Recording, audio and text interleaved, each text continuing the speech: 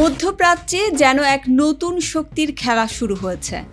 সাম্প্রতিক সংঘাতে ইরান এমন পাল্টা হামলা চালিয়েছে যা নড়িয়ে দিয়েছে যুক্তরাষ্ট্রের বহু বছরের সামরিক আধিপত্য। রিপোর্ট বলছে উপসাগরীয় অঞ্চলে থাকা একাধিক মার্কিন ঘাঁটি এখন এতটাই ক্ষতিগ্রস্ত যে সেগুলোর ব্যবহার করা কঠিন হয়ে পড়েছে। একসময় যেগুলো ছিল নিরাপত্তার প্রতীক, এখন সেগুলোই হয়ে উঠেছে ঝুঁকির কারণ।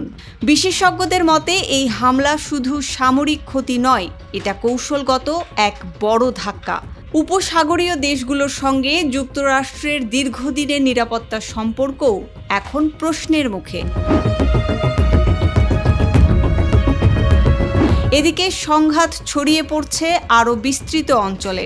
লেবানন ভিত্তিক সশস্ত্র গোষ্ঠী হিজবুল্লাহ ইসরায়েলের উত্তরাঞ্চলে ক্ষেপণাস্ত্র ও ড্রোন হামলা চালিয়েছে। এতে নতুন করে উত্তেজনা ছড়িয়েছে সীমান্ত জুড়ে। বিশ্লেষকরা বলছেন এই পরিস্থিতি মধ্যপ্রাচ্যের শক্তির ভারসাম্য বদলে দিতে পারে। যুক্তরাষ্ট্রের প্রভাব কমে গিয়ে নতুন জোট ও নতুন বাস্তবতা তৈরি হওয়ার সম্ভাবনাও দেখা দিচ্ছে। এখন প্রশ্ন, এই উত্তেজনা কি আরও সংঘাতে রূপ নেবে, নাকি কূটনীতি শেষ পর্যন্ত পথ দেখাবে?